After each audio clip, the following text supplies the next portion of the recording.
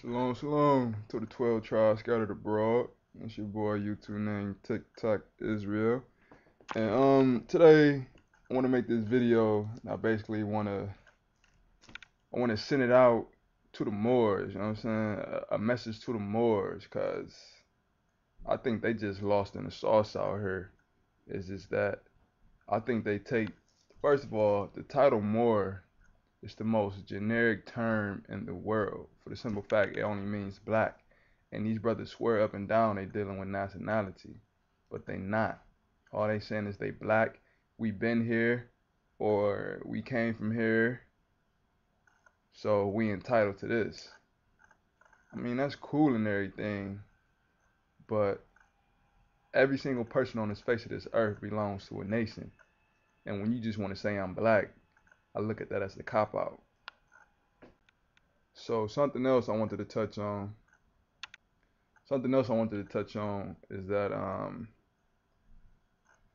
from my angle looking at the Moors from the outside looking in, seeing what they about and what they believe, and I see some of them say they indigenous to this land and cannot prove it at all, no matter how far they can try to dig back in their doctrine.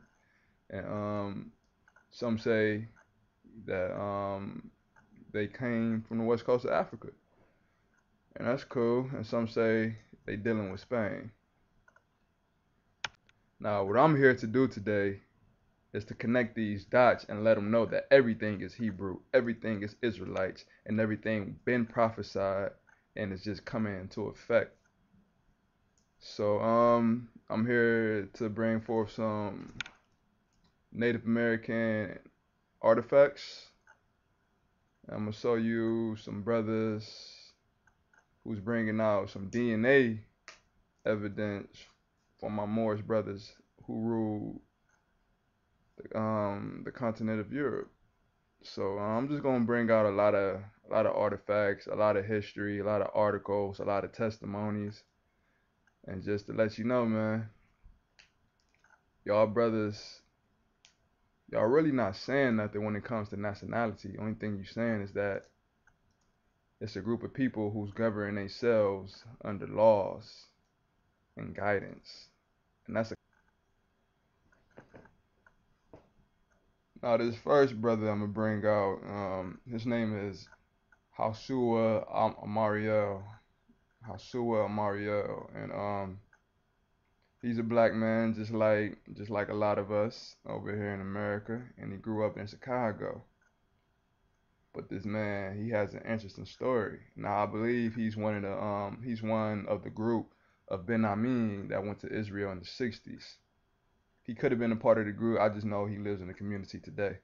So he has an interesting story, and I'm just gonna play a clip of his testimony real quick and see what he's talking about. This is the I sat in. I thought I had it here, but I guess it's put out here. I have this is the Limber Association here that I met with. I had a photo in here where you can look it up online. Where I met with the chief Limber chiefs. They indicated that they had, because my family had came down when they left Israel. They traveled down to South Africa to Zimbabwe. They came to Zimbabwe. And I mentioned that to the chiefs, and they said that they had a record of my family passing through there and going off to a far off land and never to be heard from again. You see, so when I came there, I got you can look at you can see the photo online. I had to call it here, but I did. It's probably somewhere else in the paper. I probably should say. So they welcomed me and they gave me a parade and they received me as one of the ancient ones that had returned. You know that. So that's I'm saying all that to say that that was that's when I came back this time in Israel. Now a little background on this brother right here. Basically his claim is that he is from the tribe of Ephraim and also indigenous to the Americas from the Omak tribe. So what he's saying is that when he was coming to America, when his ancestors was coming to America, they stopped in South Africa and met with the other Hebrews down there, the Limba tribe, and they went off never to be seen again. Now this brother, he's a huge mogul in the nation of Israel post-slavery for the things that he accomplished, and I would encourage everybody to look him up. Hashua Amariel, you spell his name Howshua, Amariel, Amariel. Look this man up. He has a great story. He did a lot of historic things in Israel as far as finding artifacts and proving his story to be true to the state of Israel. You know, so a huge figure in the Hebrew Israelite community that we all should know. Hashua Mariel. Now, with that being said, this man claims that he's from the Omak tribe, and I believe him. That's my brother. So, what do that say? We should all know by now that the Omak tribe was black people. So, we can just cross that out the list right there for indigenous black Moors that was Hebrew Israelites in the Americas, and that's what we're dealing with here, trying to connect the dots of the Hebrews being ancient Moors, because like I said, these Moors is not really dealing with nationality. They just say Moor to mean black. That's cool. Black is beautiful, but at the same time, what nation do you belong to? So that's what we're doing today. Now, before we even go on, the questions that I want to propose and that you need to ask yourself is, my Moorish brothers, my Moorish sisters out there, if you wanted the Moors to say you indigenous to this land, okay, and for the most part, all the black peoples in the Americas has discontinued from their heritage. Now, if you were a black Moor indigenous to this land, I'm gonna bring out so much evidence, you're gonna have to ask yourself, what language did I speak? And 9 times out of 10, when I'm done, you're gonna say Hebrew, because you don't know.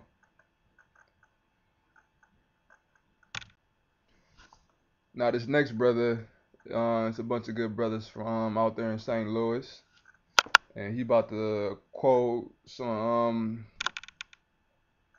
words from this book called When Scotland Was Jewish. Now let's just see what some of these words contain in this book. King James lineage, right? That one was on the table. Hebrews don't believe in DNA and ain't did no other research and ain't into science. That's what y'all love to claim. Going on the record, we profess the Bible is the word of God, but if any Israelite is well researched, man, we ain't just saying this to be saying this. This right here is when Scotland was Jewish. King James was from Scotland, man. All right, James Stewart, which is a spinoff of the word swarthy, which means, again, dark skin. But anyway, DNA evidence, archaeology, analysis, operations, and public and family records show 12th century Shemitic roots. So we're going to talk, we're going to play. What we going to do? Because y'all need to stop coming up against the God of Israel as if he's some type of comic book character or something, man. It's a reason why niggas been taking L's coming against the God of Israel, man. The power of Israel. Flat out. L's. First, we're going to go to page 21. James Stewart. Remember that. We're going to go to page. You see that? So you say you got DNA records. Well, let's get the DNA. All right? First, we're going to go to page 21.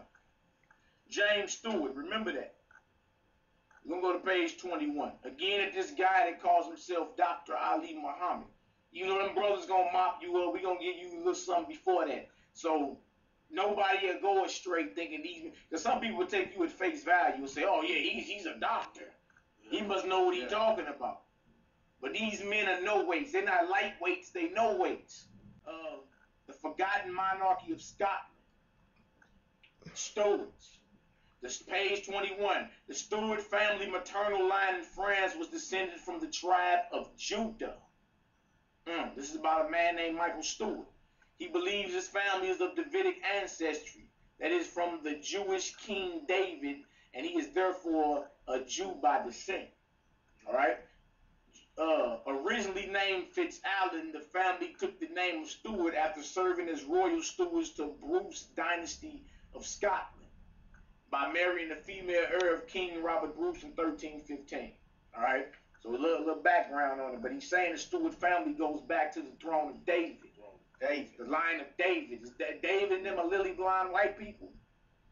Let's get some understanding. Again, we didn't put this together by Elizabeth Caldwell Hirschman and Donald N. Yates. All right? We ain't put this into it. Stewart and Caldwell. He's brought up DNA. Yeah, you brought that into the picture. Said that. Y'all get out that mindset that Europe always has been ran by, or the world has been ran by who you would classify as Caucasians today. Get that out your mind, man. It shows you men have no knowledge of ancient history. Because if you did, most of you Negroes in that conscious community, y'all silent about the black men that ruled Europe. Y'all silent on that. That don't even come out. That don't even come out. Black popes and black kings and all that, but you got nerve to talk about the Moors ran Spain and Italy for 700 years. You think that's as far as black folk went in Europe? But you're a doctor though, right? So we supposed to take you at face value. You're a doctor, right? You brought DNA to the play. Stewart and Caldwell, page 33.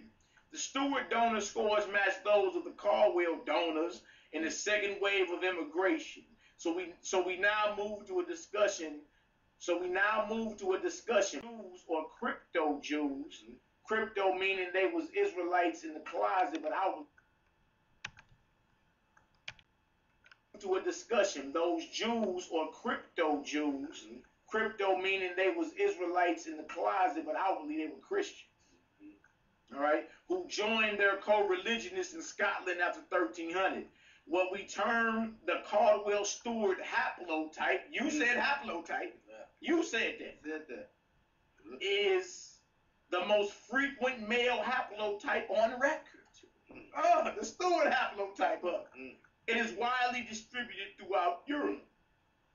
In America, it occurs in most ethnic populations, including African American and Hispanics. What are you talking about? You brought DNA into the picture. And there's many of brothers scattered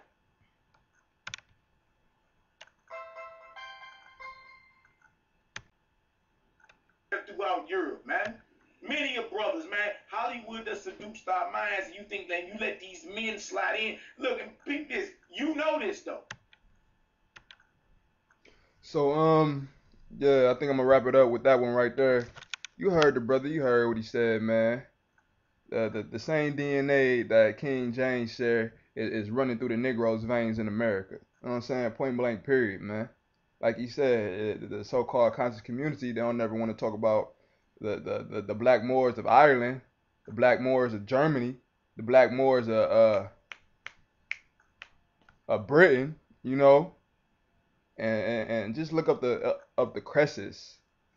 Britain got I believe, a lion on their crest. Really, you think them white folks symbol is truly a lion? No, that's when the Moors ruled Britain. When we had that lion of Judah on our flag, that's what that was. So, yeah, the brother spoke well. All right, we're gonna move it along to some indigenous artifacts of the Americas.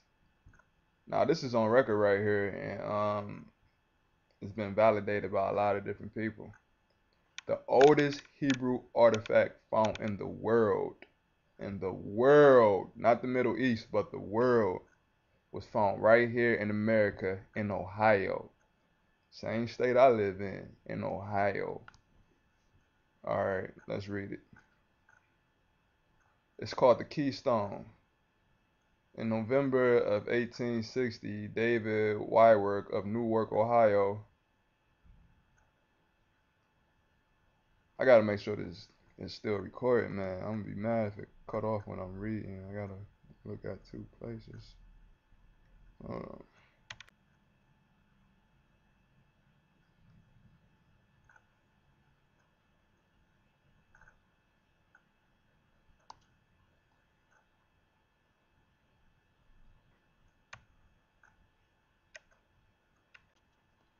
In November of 1860, David Whitework of Newark, Ohio, found an inscription stone in a burial mound about 10 miles south of Newark. The stone inscribed on all sides with a condensed version of the Ten Commandments and peculiar form of post-exilic square Hebrew letters. The robed, bearded figure on the front is identified as Moses and letters fanning over his head. Now look up the keystone of Newark, Ohio. Alright, oldest Hebrew artifact found in the world. You got the Ten Commandments on with the inscription of Moses with a beard in his hand. It looked like he got an afro if you ask me. Not too far from where I stay, ain't that something? So what is that saying? Is these my ancestors right here? Ain't too far from where I'm at, from Cleveland to Newark. Am I an indigenous Moor? Or if I'm a descendant of one of the slaves? I don't know. I just know my people was Hebrew. That's all I know. Okay, here's another one. The Los Lunas Hebrew inscription by Jeff A. Beener.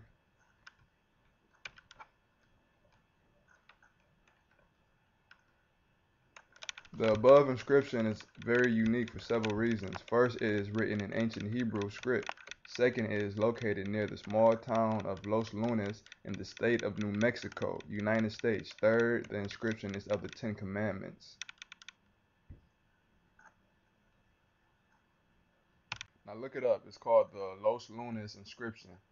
We just heard about the keystone of Newark, Ohio, Ten Commandments with a picture of Moses on it. That was in Ohio. Now we in New Mexico of the Los Lunas with the inscription of the Ten Commandments on it. And before that, the brother from Chicago who was from the Olmec tribe in Mexico, from the tribe of Ephraim, from the nation of Israel. So we all over America right now with these Hebrews findings. Now I had my folder and written down with some links of the artifacts found in Florida, New Mexico, Ohio, the Carolinas, and I believe one other state. I think it was Nevada. But these was all artifacts. I'm just gonna get two today, but it's so many more Hebrew artifacts found in America. So many more. But I think I'm gonna leave it at that right now for the artifacts found. The brother Hoshua Amariel, he had an artifact with him that was written in Hebrew. So you can count that for one, but you got to do your research on the man and find it out yourself, you know. But if these Native Americans spoke, no, if they wrote in Hebrew, you know what I'm saying, what makes you think they didn't speak Hebrew? Now, this is the big question right here. The big question is, okay, they spoke. You know what? Let me read this first. Now, this is a real good read right here. I read this. I came across this a couple of years ago. I think like right when I came into the truth, and it was a real good read. It's called Native Americans, Jews? ? A fulfillment of prophecy ? Now, this is wrote by a Jewish man, by Harav Amir Bar Tukaduk. I don't know. In 1865, Rabbi Ben Masi Israel, chief rabbi of Amsterdam, recorded an incredible story in his book. He relates a conversation that he had with Jewish Dutch explorer of the Americas. The explorer related how he made contact with the Native Americans, but after trying to communicate with them in every possible European language, he had no success. Being a Jew, as was his first mate, these two began to talk amongst themselves in Hebrew. To his utter amazement upon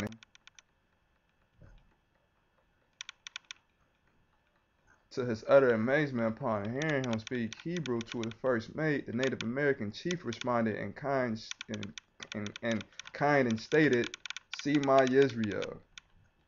This is the only one of various. No, this is only one of the very numerous instances that seems not only to suggest, but to actually prove that indeed, somehow, in some way, a number of biblical Israelites managed to leave the Holy Land over 2,000 years ago, and by the hand of God, found their way to the shores of what today we call the Americas.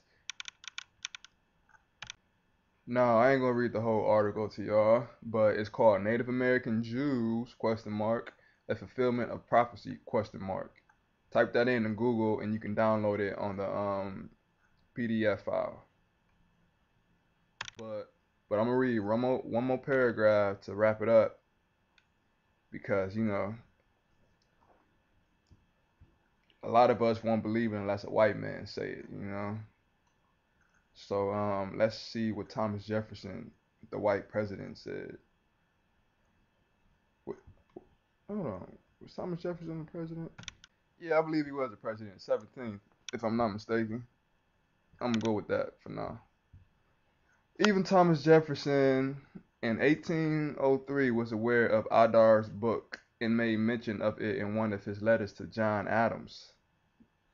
Jefferson quotes Adar believes that all the Indians of America to be descendants from Jews. The same laws, usage, rites, ceremonies, the same sacrifice, priests, prophets, fasts, and festivals, almost the same religion, and they all spoke Hebrew. Now this is Thomas Jefferson saying this right here. TJ, yeah. Some of my friends went to Thomas Jefferson Middle School.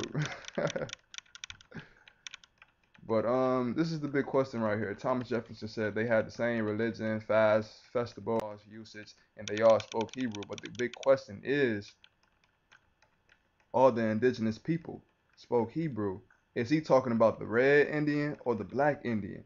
Because to the white man, a Native American is a Native American because for the most part they was all dressed in similar clothes and had similar customs. So when he say they all spoke Hebrew, is he talking about the blacks that was indigenous here or the red man? See, that's the questions we gotta ask ourselves. Because you want to say you indigenous to this land, and that's cool. But what was your heritage like? What feast did your ancient ancestors take upon? Like, what God did they pray to? And like, what I'm saying? They ceremonies and how they dwelt with each other. Like, what did they do? What was their customs? What was their culture? So just to say you a Moor, it's not cool, man. What is your nationality? Okay, let's talk about our Hebrew brothers and sisters on the west coast of Africa, from where many of us came from. Now, a lot of us come from Nigeria, from the Igbo tribe. Let's see what I'm about to read right now. I heard plenty different historians quote the same thing. What I'm about to read right now. We're gonna deal with words here. Now, since many of us in America come from the Igbo tribe of Nigeria, what do Igbo mean? What does it mean? I'm on a website, everyculture.com, and it's called The Orientation of the Igbo. And in paragraph 2, it says, there are several theories concerning the etymology of the word Igbo, spelled I-B-O, by British colonists.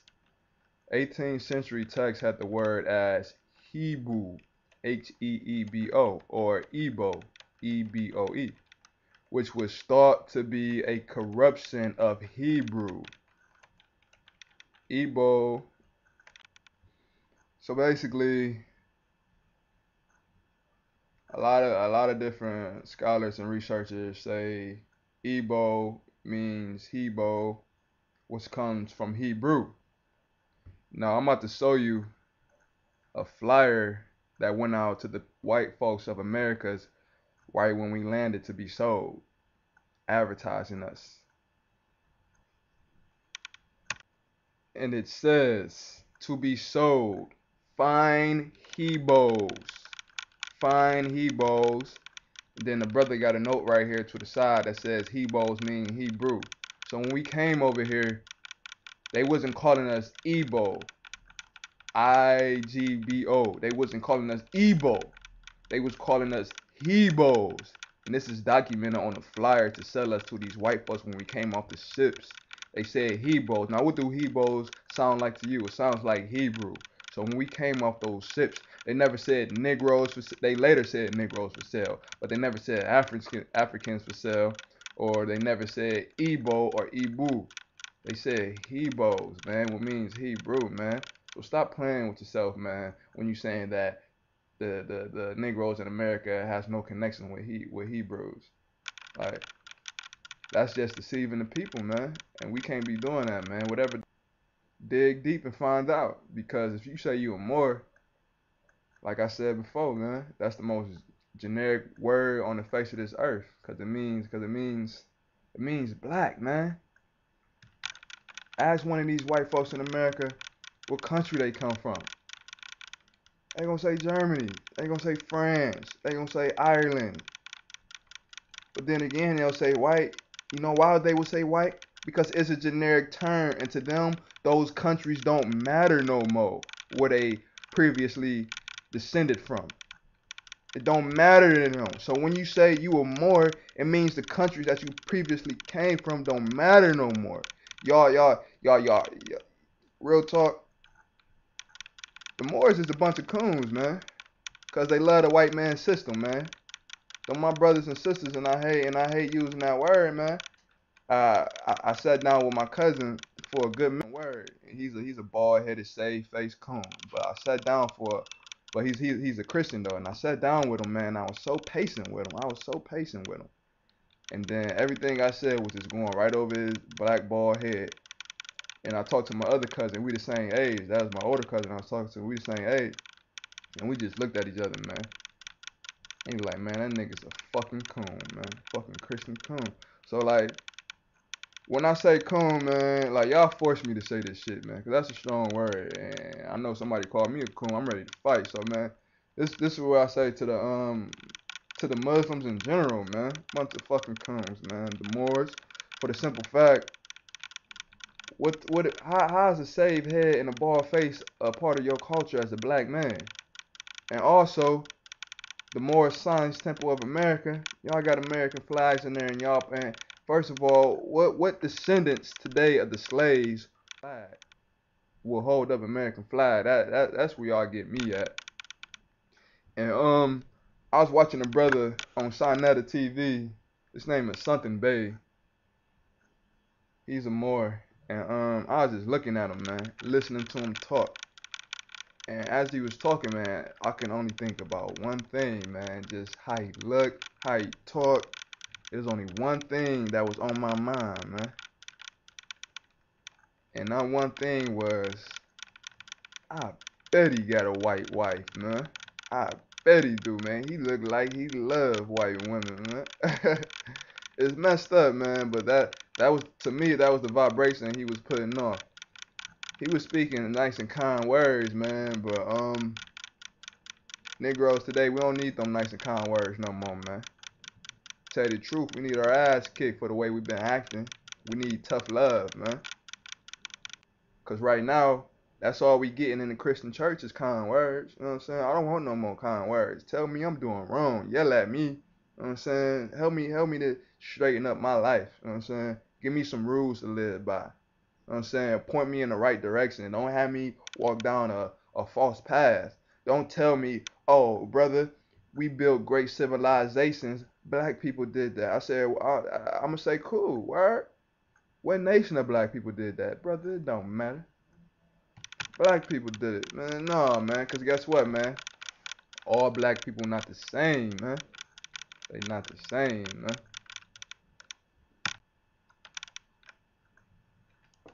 And another thing I want to bring out is that they say the Moors have a strong connection to Islam. And they do. But the Moors has an even stronger connection with the Bible.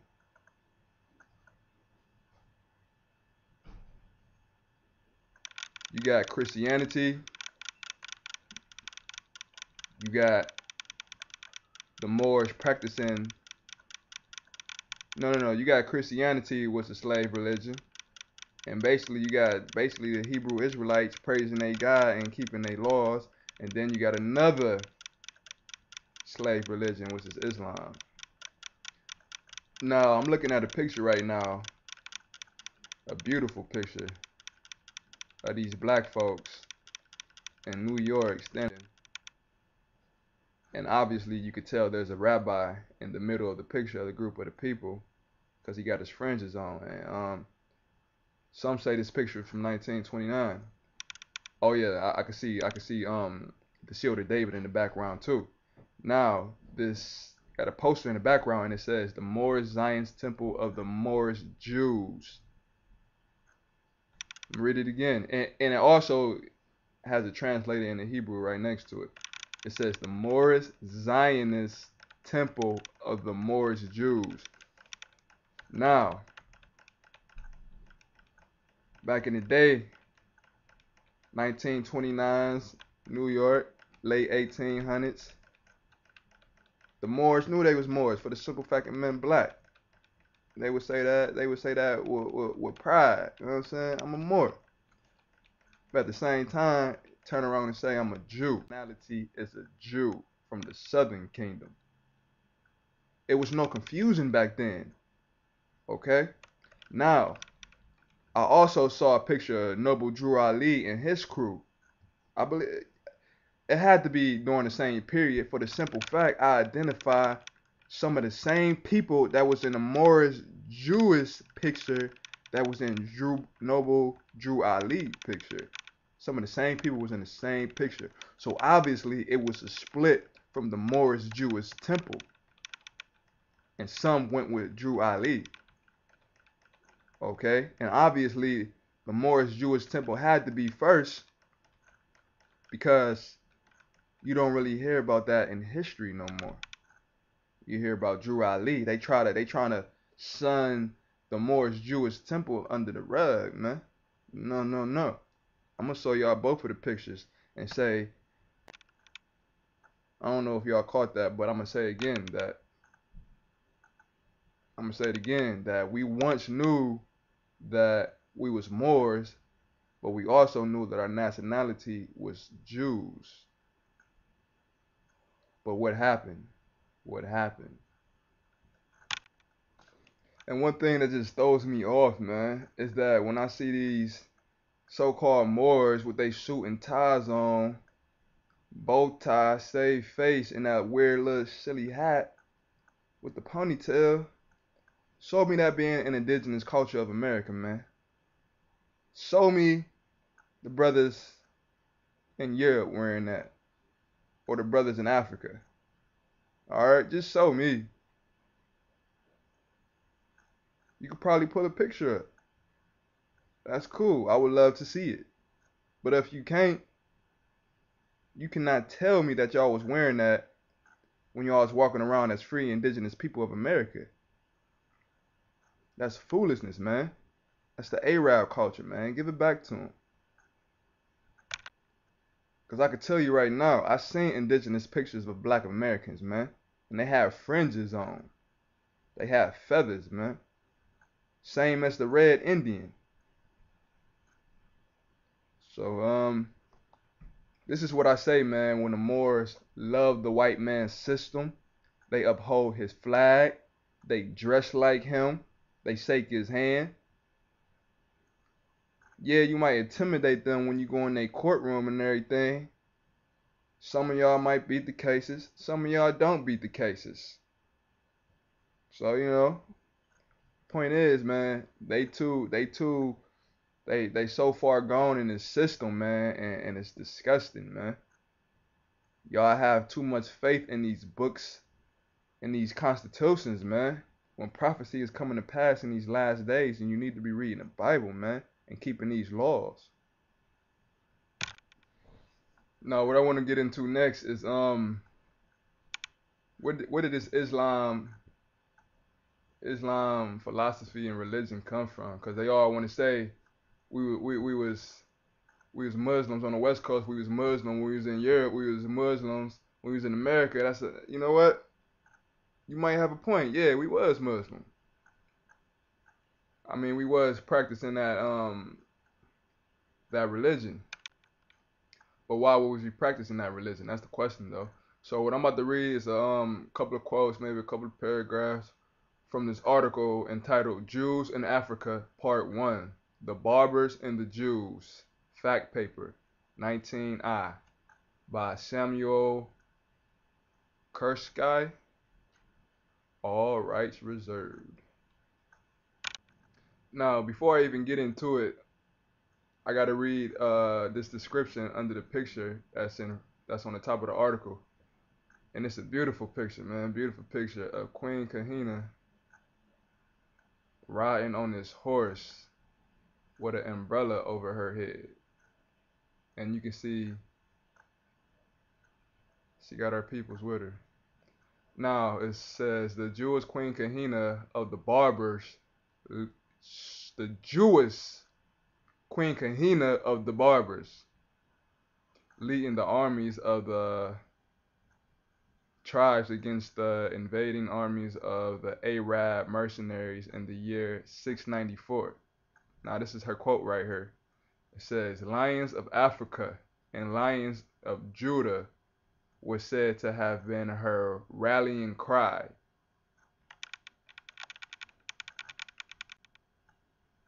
"So these Arabs that we will not be enslaved by Islam. Let our slogan be the cry of the zealous of the old, freedom or death."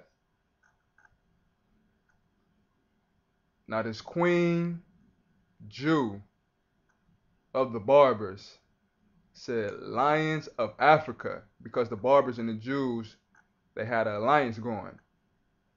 So Lions of Africa and Lions of Judah was said to have been her rallying cry. She was getting them pumped, talking about let's go, let's get it. "So these Arabs that we will not be enslaved by Islam. Let our slogan be the cry of the zealous of the old, freedom or death." She wasn't having it, man. She wasn't having it. She said, I refuse to bow down to some feminine vibration of Islam. You know?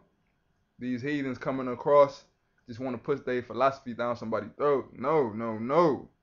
Our people of the west coast of Africa and Nigeria and Mali and Ghana, we fought with Queen Kahina and the Barbers.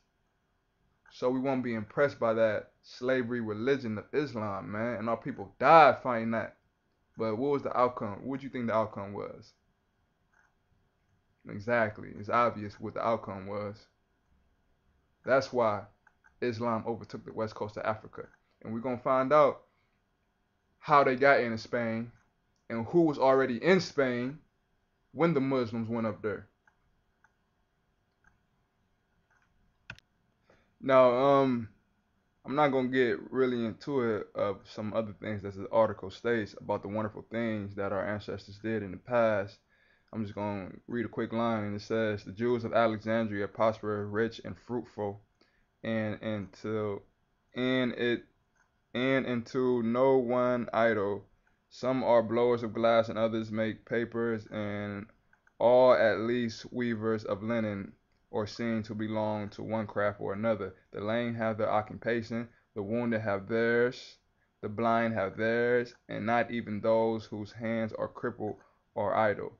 So that means when we was in Alexandria, which is in Egypt, they said like we was working, we was doing our thing, wasn't asking nobody for nothing. Even the lames had their occupation and was getting it in. We was an independent nation. We was blessed, man. And that's in Alexandria, and it also goes into state how we was doing our own thing in Libya, and we had Hebrew communities in Libya, man. How we were so independent and needed not nothing from these other nations. So let me not get off topic. Let's talk about this Islam.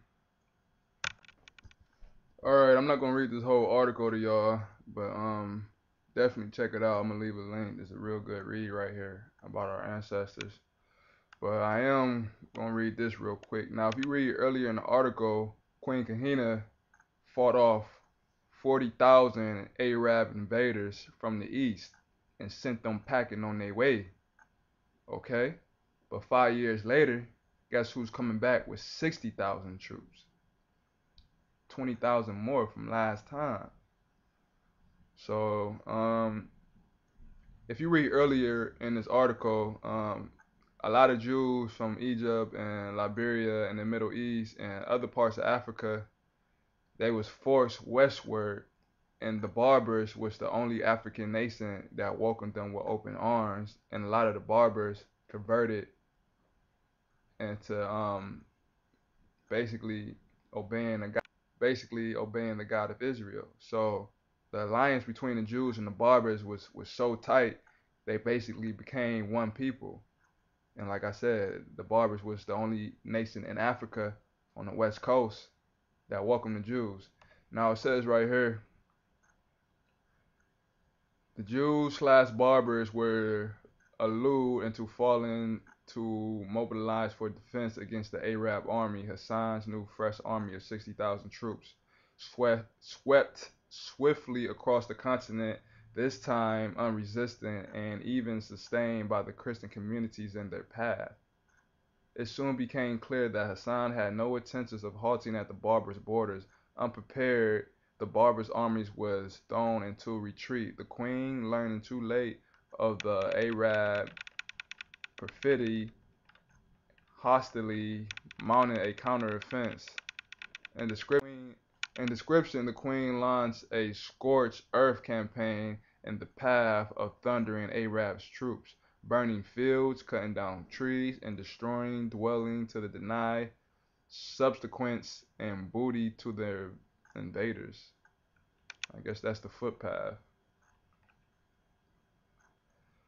The queen's plans was also frustrated by an enemy within her own ranks, just as King Saul lost his kingdom upon sparing the Amalek king. Queen Kahina lost hers when she spared the brave and handsome Khalid Abdul Yasid, whatever, a strikingly handsome youth among the captives.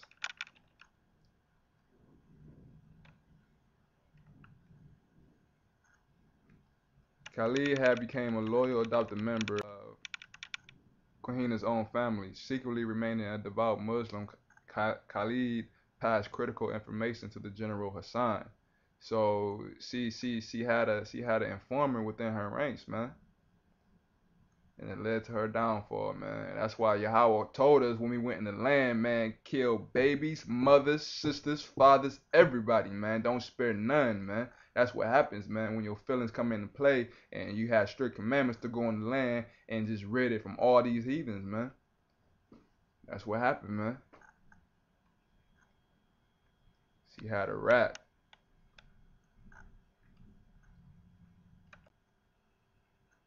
Hassan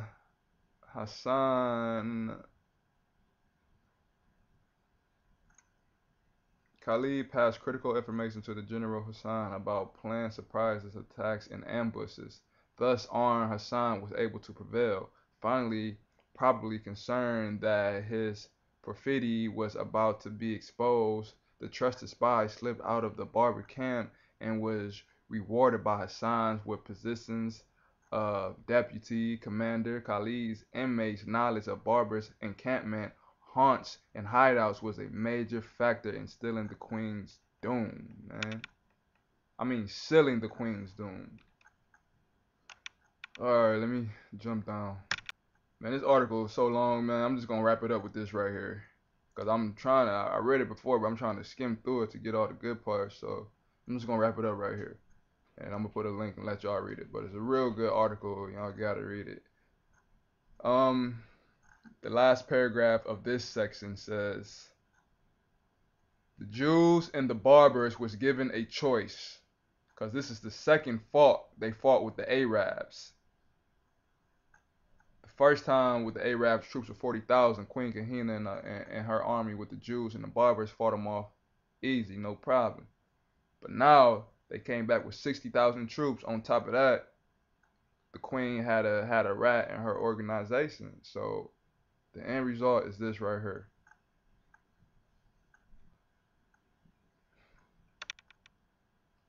The Jews and the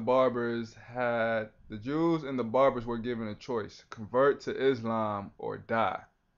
Some 50,000 refused to convert and were massacred. The others opted for conversion. Now, what do that sound like, man? What do that sound like? It sounds like all the Jews and the Barbers had to convert and leave their God behind and convert into Islam.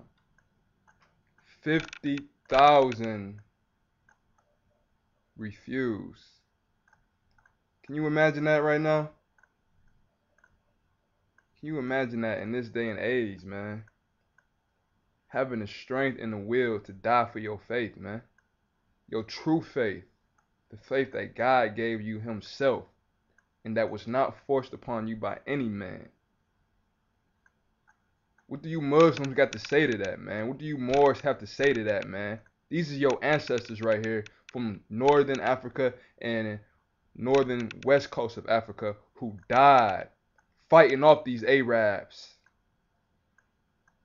to stand for what they believe in, man. They didn't want to become no Islam or Arab. They like praising their God, Yah. Man, this is what I'm saying, man. Islam is a slave religion, man, and we got to shake it off along with Christianity, man. Because I see right now, man. Let's talk. Let me wrap this. Now, something else you got to understand about these ancient Moors is that there was Hebrew Moors in Spain first. Okay, they had different dynasty of the Moorish empire in Spain. And if you do your research, you will find that the Arabs came later on. Okay,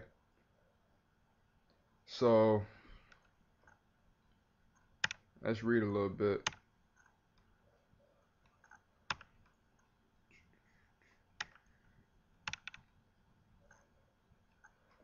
The converted Jews and Barbers became a significant part of the Arab forces which invaded Iberia. The commanders of the joint Barber/Arab army which crossed the strait between Africa and Europe to conquer Spain was Jewish/Barbers considered to have been one of the sons of Queen Kahina. Hold on, let me read that again. The commander of the joint/Barber/Arab army which crossed the strait between Africa and Europe to conquer Spain in 711 CE was Jews/Barbers convert, said to have been one of the sons of Queen Kahina. His Arab name was Jabbar Tazark, became transcribed into the name of the fortress Gilbert Altar, and the rock is referred to as Tahark Rock. Many African Jews entered secretly, continuing their faith, as did the Morenos on a later period. The Iberian Jews collaborated fully with the invaders. Those was the black Jews that was already there. The converted Jews proved advantage to both the Arabs and the Iberian Jews. The Arabs were dependent on both the Barber convertees and the Iberian Jews for a successful invasion. The Barber/Arab success in Iberia were made possible only by the assistance and collaboration of both the Sephardim, which was the Jews that was already in Spain when they got there, and the formerly Barber Jews. Point blank period, man. Jews was already in Spain, and then the Arabs came, and 50,000 of our people died and refused to bow down to a false god. And the ones that did live, they was shipped to Spain where their brethren was. But guess what? Wherever they went, they was the light, man. And everybody had to go to them for the answers. Nothing is possible without the Jews, or the whole world will be dark. We traveled to the country on the western fringe of the Sahara to see for ourselves. We would meet people who never knew freedom, people who escaped to find their lives hadn't changed, and abolitionists who have been fighting against slavery for years with minimal results. We weren't allowed to be reporting on slavery. It's a practice the government tries to hide from outsiders. But as we would find, slavery is everywhere in Mauritania, if you know where to look. C'est possible pour aller chez Moher? Je ne peux pas aller chez Moher. Ce n'est pas possible et ce n'est pas aussi très adroit. Parce que une fois, on a amené des gens, on a amené là-bas des journalistes et la police est venue les prendre et a pris leur caméra. We asked Boubacar Messaoud, the head of an abolitionist group called SOS Slaves, to introduce us to people who had recently escaped from slavery. One woman we met is trying to bring her case to court. The government is keeping a close eye on her to stop her from telling her story. كنا يبطنا مسرحنا بايقة من الحيوان البقار والغنم والبن ومضاد السراحة ما من نجي نعود مطيشين شي من البيضة شي تريف يخبط فوقنا التعمر ويبطنا البط الشديد وباني بنا كاملين شاكين كان يبطني بعد يبطوني كاملين يبطون بالعمد وبالدبابيس وندوروا فيهم حقنا كامله وظن كترك لا تركتهم ولا مخالدين لا تركتهم لكن مخالدين ديك الساعة معاهم ما نعرف شيء شايفين معاهم ما نعرف شيء لا عن ما مهدي بس لين عاد يبطوني بطل متين وكل شيء عاد يعطون ما مهدي إذا كانوا ما يبطوني للبطل متين لا هذا عاد معي خاسر لين خلي قتلوه هذا الراجل كنا يسامع عربنا مش كتبوا بالحالة شنو لين عاد كيف لكن هاي نخلي بيبي هاي مسوي قروة عاد يهزوني فيه هزوني فيه قتلوه يخلي بيبي قتلوه.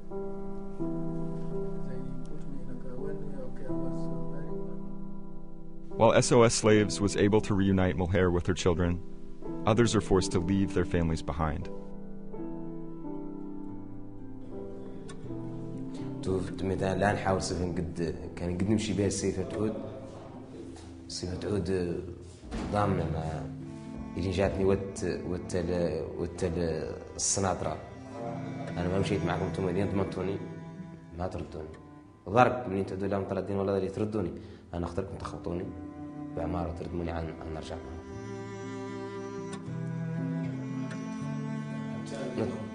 نتخمم بها بعد بها اللي ما قدنا ساعة اللي مزارة أخوتي لي ما قدنا ساعة ما قدنا ساعة حد مولي إذا كان من الإعدام ما يقدين ساعة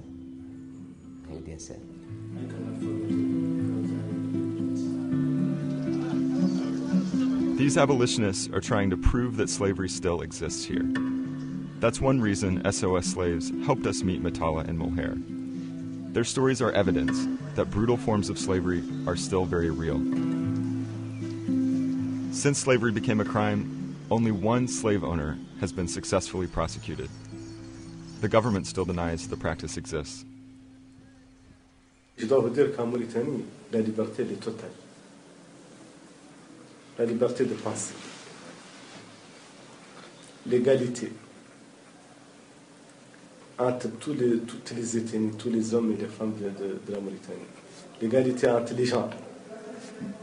Il y a un phénomène auquel vous faites probablement allusion, et je vais être très direct avec vous, qui a existé en Mauritanie, et qui a existé dans d'autres pays. C'est l'esclavage. Et dans toutes les communautés, qui est aboli. et qui est criminalisé aujourd'hui par notre gouvernement. Donc il n'y a absolument plus de problème en Mauritanie. En tout cas, depuis longtemps et en particulier avec ce gouvernement.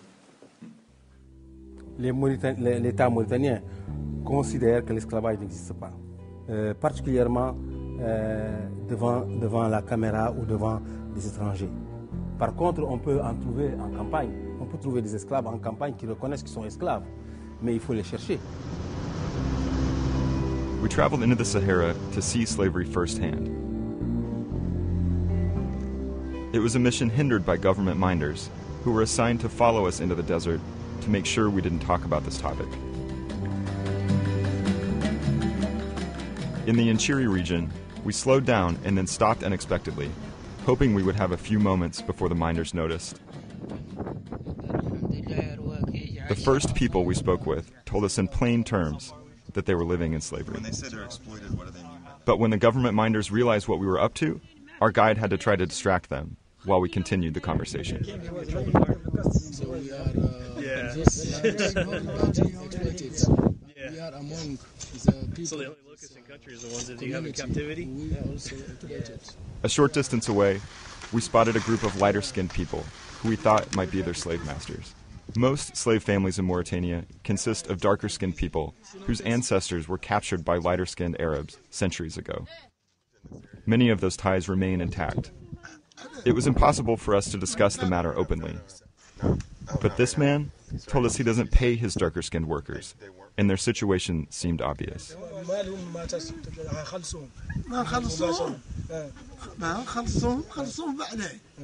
لا يحرثوهم يحرثوهم الروس واللي يحرثون لوتهم الناس الخرق تحرث الروس لا مولانا الا الله تبارك وتعالى. The minders warned us not to stop unexpectedly again. We left wishing we had more time to talk. Not all instances of slavery are so clear-cut. Many people in Mauritania exist somewhere on the spectrum between slavery and freedom. We set out on a second journey, this time hoping to find people in slave villages, called Adwaba. Le Baï, c'est en fait un village composé essentiellement d'anciens esclaves et d'esclaves qui ont quitté leur maître et qui travaillent là-bas et qui vivent là-bas. In the southern deserts, we found people who no longer live with their masters, but remain in a form of slavery. Food and water are scarce, and people here live in extreme poverty.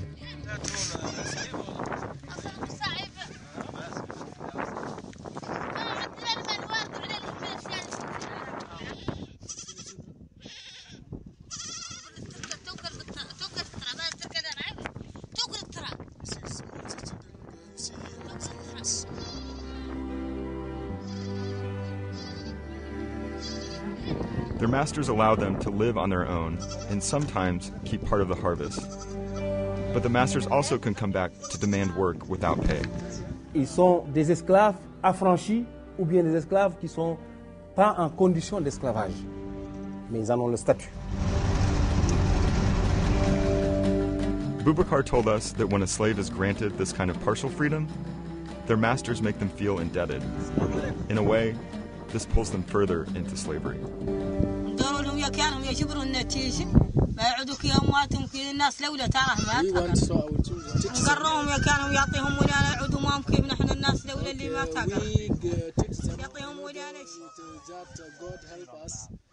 will not be like عربين ولا انتم عندكم عربين ولا حرب ولا هو احنا حرب هاي بخلينا احنا الروس جايبين اليوم شرطه في القلب الشرقي يقول لي يعود عندهم العبيد يقول يعود مع البيضاء اوكي ما اسمع ايوه لين تشوكي نقولوا مده ذكي متى معناها مستقليه روسها At first, this man denied having contact with his master.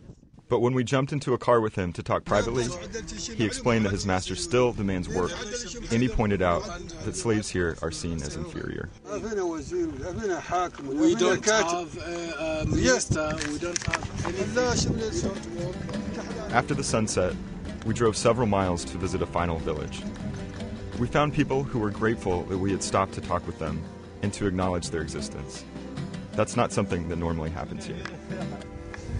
ما كانت الناس قاع يكون إلا وتوه مرة يجيها حد ما يحنقع ما يحنقع.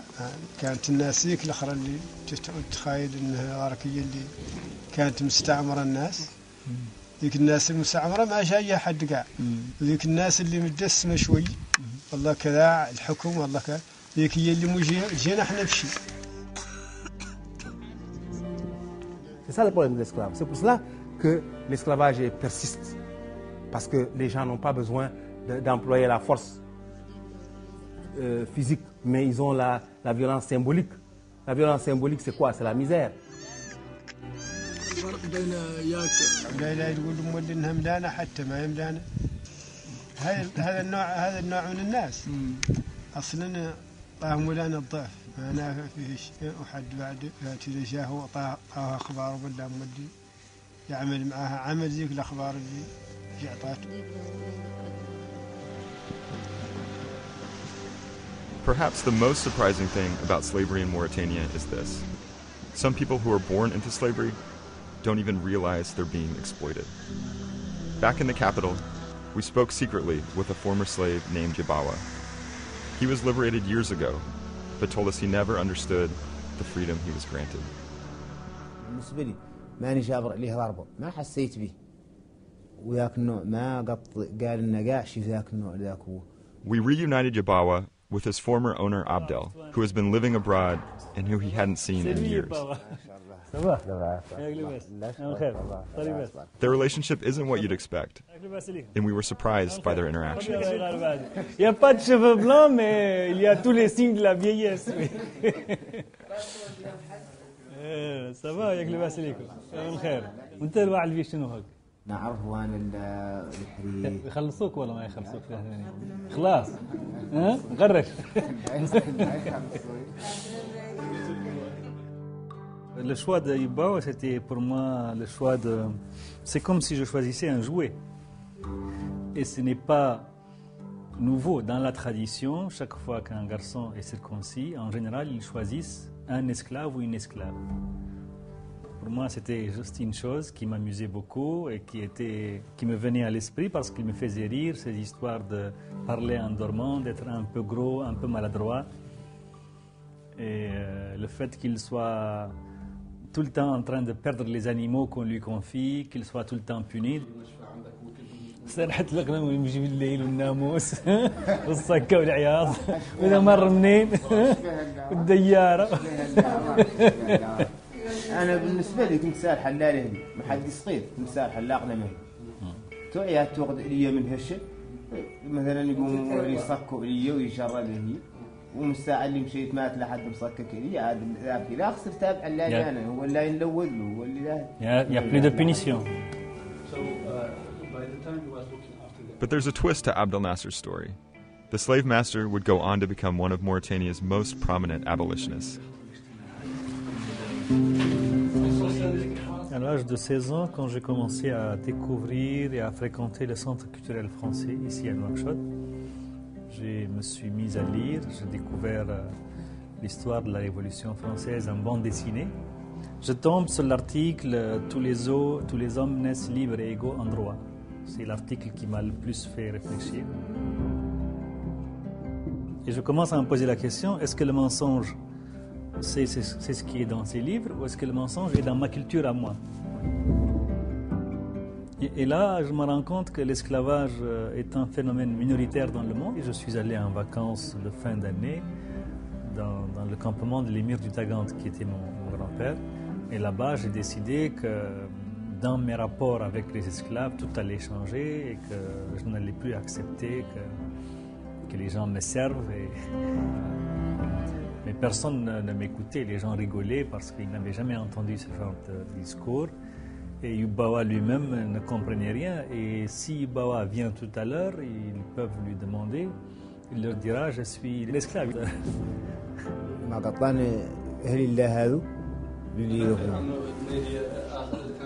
المرة الأولى عديت مع الشغلة اللي قاعد في باب القاضي. ايش كان عندك؟ قلني ما حاجة اللي قاعد لأن النساء اللي في التراس ما عقدتش طالت الحد. قتل لا الراس لا راسي والله لي الطريقه اللي كانت مفقد اللحظه اللي عاد تشتغل راسك وتخلص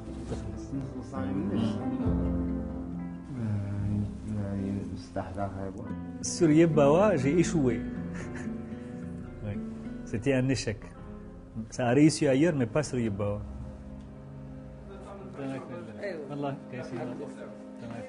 By working with a man from the other end of Mauritania's rigid social system.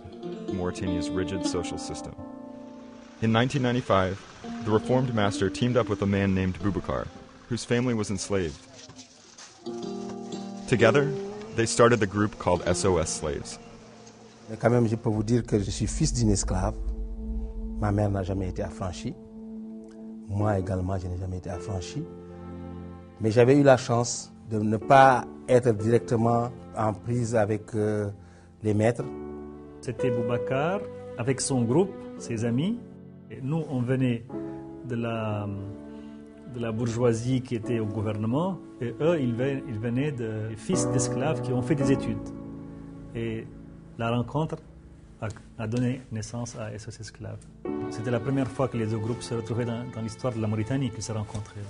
J'ai dit il faut accepter d'inscrire toute personne de bonne volonté comme membre. Je leur dis qu'en Amérique, des Blancs ont fait la guerre à des Blancs pour libérer les autres de l'esclavage. Il faut essayer de mettre dedans toutes les composantes ethniques et sociales de la Mauritanie. Notre action ne touche que les esclaves sensibilisés. Parce que sans esclaves sensibilisés, vous ne pouvez rien faire. Alors nous sommes obligés de chercher celui qui a déjà ouvert les yeux. Le grand succès, c'est lorsque la loi qui pénalise l'esclavage en disant que l'esclavage est pénalisé et qui fixe des peines, des châtiments, a été votée en 2007. Elle est, pour moi, la reconnaissance explicite du pouvoir mauritanien que l'esclavage existe. Activists are trying to make the courts enforce the law, but the government has been cracking down on their efforts. Members of another anti-slavery group called IRA Mauritania have been imprisoned for speaking out. ومنذ انطلاق عمل منظمتنا بدأت المظاهرات ضد العبودية التي لم تشهد موريتانيا قط. فبدأت الحكومات الموريتانية ترد على المظاهرات والاحتجاجات السلمية بالسجون بالقمع والسجن والتعذيب. Hiram took us to a safe house that's run by his organization. The group gives shelter to slaves who escape their masters. Là, c'est une famille qu'on a pu réunir en la libérant de l'esclavage. Plusieurs familles qu'on a réunies, qu'on a libérées de l'esclavage.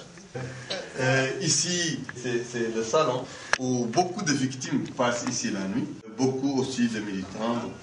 If Boubacar is Mauritania's Martin Luther King, Hiram is Malcolm X. C'est pourquoi il y a tous les gens que vous voyez en chemise blanche, en cravate noire. C'est la sécurité rapprochée. Il est toujours avec moi, autant à la maison que dans mes déplacements, parce que ma vie est menacée par le système, par les services de renseignement, par les autorités. رفعنا مئات القضايا الواضحة وقدمنا الأدلة ولكن لم نتمكن قط من تطبيق القانون لأن القيمين الماسكين بالدولة وبالقضاء بالدولة وضباط الشرطة القضائية كلهم من فئة ملاك العبيد. Abolitionists in Mauritania are trying to pressure the government to treat slavery as a crime, but they're also working to help people who have escaped slavery and have nowhere to go. Without marketable skills, it's difficult to survive, and some people actually return to their former masters just for regular food and shelter. C'est pour cela que nous revendiquons que non seulement il ne faut pas incriminer seulement l'esclavage, mais il faut faire des programmes économiques permettant aux esclaves de n'avoir plus besoin du maître. We visited a school for escaped slaves in the capital. Women there learn skills they can use to keep themselves out of slavery: sewing, cooking, and dyeing fabric. وتكلم هونتاني نكون هونتاني عدة أعمال ياكنا نعرف بأننا احنا باهم مسيطرة هنا لا عندنا شي طاقة لا شي. عندنا خياطة وفنانين عندنا هذا صار الزبير هذا الوظيفة اللي جيناها هنا مقتنعين بيهم هم عندهم جيناها أنا عارفين مختلف اللي حد كان في عندهم كذي ما نخاف ما إن شاء الله هاي شهادات ضمن عدل إن شاء الله نعدل تكون نعدل صلاة. SOS opened the school last year. It serves only 30 women, of the hundreds of thousands of people who are enslaved in this country. Funding is tight, and it's unclear how long the school will be able to continue. C'est une seule année. Maintenant, il faudrait qu'à la fin de l'année, nous ayons d'autres gens qui financent pour continuer.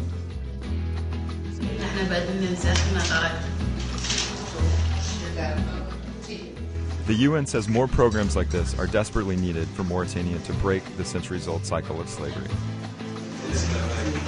This is only one school fighting against a system that refuses to acknowledge these women were ever enslaved.